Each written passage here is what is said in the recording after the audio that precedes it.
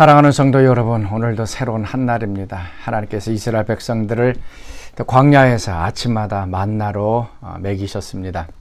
오늘도 하나님께서 우리를 영적으로 먹여주시길 바라고, 또 하나님께서 공급해 주시는 그 모든 것들을 또 의지하며 또 하나님께 더 가까이 나아가는 하루 되실 수 있기를 바랍니다.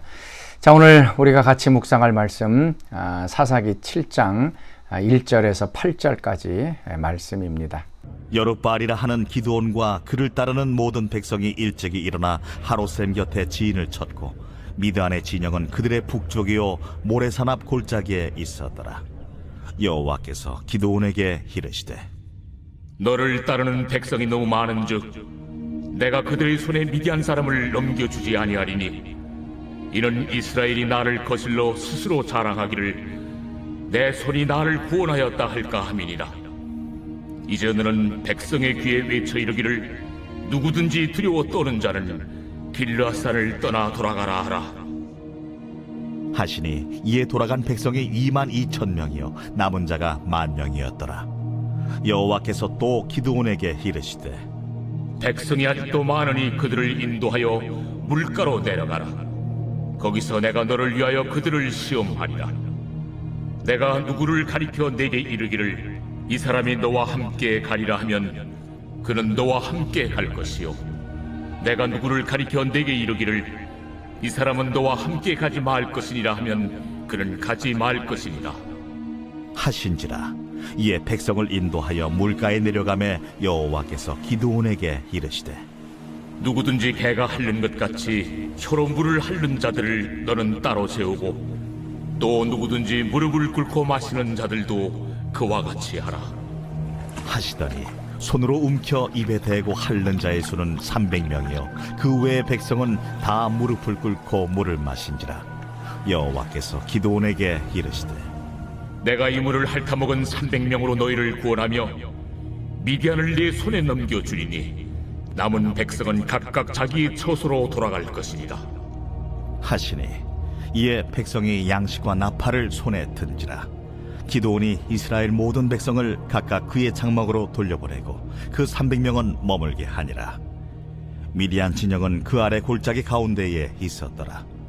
자, 하나님의 성령이 기드온에게 임하고 기드온은 전쟁하기 위하여 나팔을 불고 또 주변에 있는 지파들에게 사람을 보내서 전쟁에 참여하라고 했습니다. 그래서 이스라엘 백성들이 이제 다 모이게 됐고 또 미디안과 그의 연합적인 군대도 이제 모이게 되었습니다. 이제 전쟁을 해야 하는 그런 상황입니다. 그런데 하나님께서 이스라엘 백성들이 전쟁하기에 모인 그 사람의 숫자가 너무 많다라고 말씀하시면서 그 숫자를 이제 줄이라고 이제 말씀하시는 그 장면입니다. 2절 말씀이요. 여호와께서 기드온에게 이르시되 너를 따르는 백성이 너무 많은즉 내가 그들의 손에 미디안 사람을 넘겨주지 아니하리니 이는 이스라엘이 나를 거스려 스스로 자랑하기를 내 손이 나를 구원하였다 할까 함이니라. 과연 몇 명이 모였길래 하나님이 보시기에 이 백성이 전투할 그 백성이 많다라고 얘기하신 건가요? 많은 숫자가 아닙니다. 32,000명의 사람들이 모여왔습니다. 그리고 미디안의 군사는 13만 5천 명이었습니다. 전쟁이 되지 않는 아주 열악한 그러한 숫자입니다. 그럼에도 불구하고 하나님의 생각에는 이 3만 2천 명도 너무 많다는 얘기입니다. 왜 그런가 하면 이 숫자 가지고 전쟁을 했을 때에 이스라엘 백성들의 마음속에 우리가 전쟁을 잘해서 우리가 힘이 셌기 때문에 전략이 좋아서 13만 5천 명이라고 하는 저 큰 군대를 이겼다. 그래서 자랑할까봐 하나님께서 지금 걱정하고 있으신 것입니다.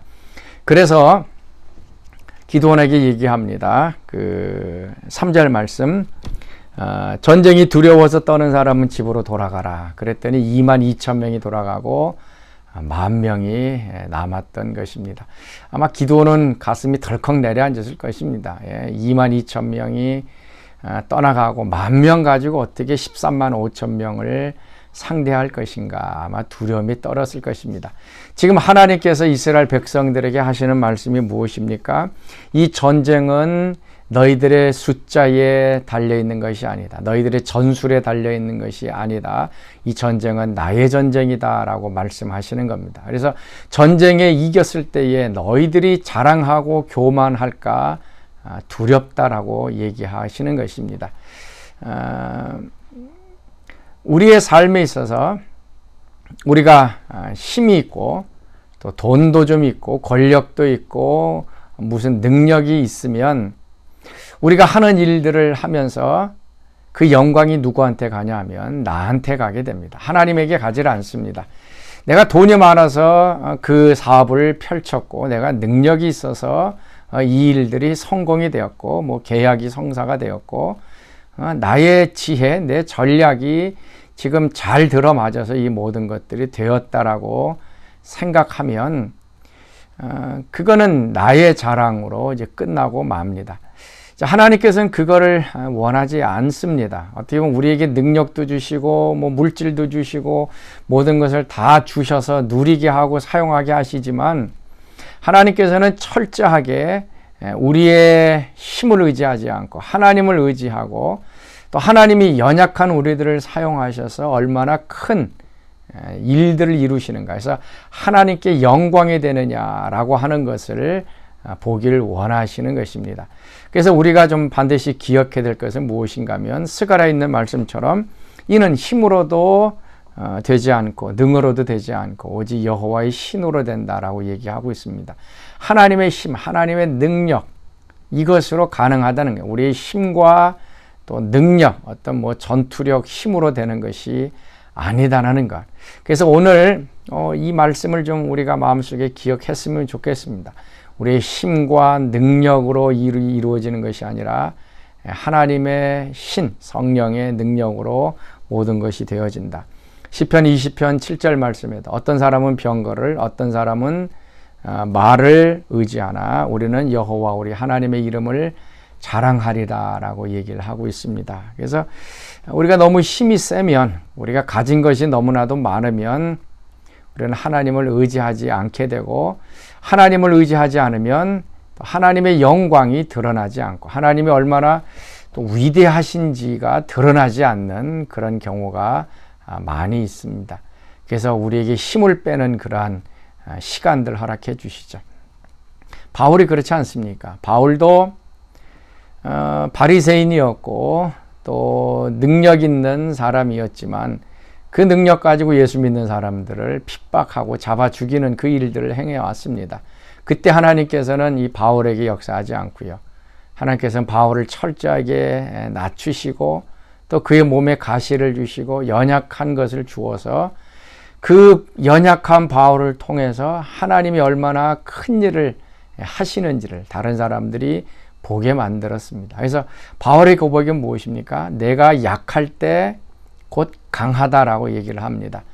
내가 연약했을 때, 연약한 내가 행했던 그 놀라운 일들을 바라보면 많은 사람들이 그거는 연약한 내가 한 것이 아니라 나를 통해서 일하신 하나님이 하셨다라고 하나님께 영광이 되어지는 것입니다. 그래서 오늘도 우리가 좀 기억할 것은요, 내 자신의 힘과 능력을 의지하지 않고 하나님을 의지하고 하나님의 힘을 의지해서 또 하나님께 영광이 되어지는 그러한 삶, 그런 삶을 우리가 어떻게 살 것인가 좀 고민하면서 결단했으면 좋겠습니다.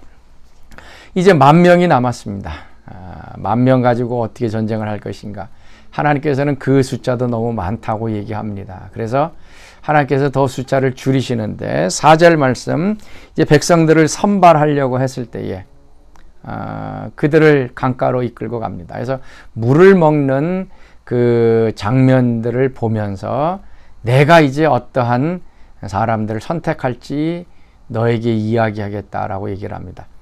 보았더니 개처럼 물을 핥아 먹는 사람이 300명이었고 그 다음에 무릎을 꿇고서 물을 마셨던 사람이 나머지 사람이었습니다. 자, 하나님께서는 물을 핥아 먹는 이 300명의 사람들을 이제 선택을 하셨습니다. 많은 사람들이 무릎을 꿇고 먹는 이 사람들을 왜 선택하지 않았냐, 뭐 신학적인 이유들을 많이 들습니다. 그래서 무릎을 꿇었다라고 하는 것은 바알에게 절을 하듯이 이게 바알 숭배에 익숙해져 있는 그런 사람들이었기 때문에 하나님이 제외시키셨다. 또 이제 개처럼 물을 핥아먹는 사람은 주변을 살피면서 적군이 있는지 없는지 살피면서 물을 핥아먹는 어떤 그 군인의 정신이 항상 깨어있는 그런 정신이 있기 때문에 이 사람들을 선택했다라고 얘기하고 있습니다. 그러나 그거는 정확하게 얘기는 하지는 않습니다. 그러나 분명한 것은 하나님께서는 숫자가 적은 사람을 선택하신 것입니다. 무릎 꿇고 먹는 사람이 300명이었다면 아마 그 사람을 선택하셨을 것입니다. 숫자가 적은 사람을 선택을 하셨습니다. 무슨 얘기인가 하면 군사적인 능력이 있는 사람, 싸울 의지가 있는 사람, 뭐 힘이 센 사람, 뭐 깨어서 전투할 만한 그러한 그 힘 있는 사람을 선발해서 고른 것이 결단코 아닙니다. 어떤 그 이스라엘 백성들에게 어떤 능력이 주어진 것이 아니고 숫자가 적은 사람들을 선택을 해서 하나님의 전쟁을 한 것입니다. 자, 보십시오. 그러면 얼마의 숫자입니까? 처음 모여든 사람은 32,000명이었습니다. 그리고 최종적으로 300명이 남습니다. 그러면 퍼센테이지로 따지면 1%입니다. 놀랍지 않습니까? 1%의 사람을 가지고 하나님께서 13만 5천 명의 군사를 이기는 전쟁을 행하게 되어진 것입니다. 자, 오늘 하루 우리가 기억해야 될 것은요, 우리의 힘이 있고 능력이 있습니다. 그래서 너무나도 내 힘과 능력을 의지하면 하나님의 능력이 우리 가운데 드러나지 않게 됩니다. 특별히 우리가 일하면서 또 우리가 살아가면서 기도하지 않고 내 힘으로 일하는 사람들이 많이 있습니다.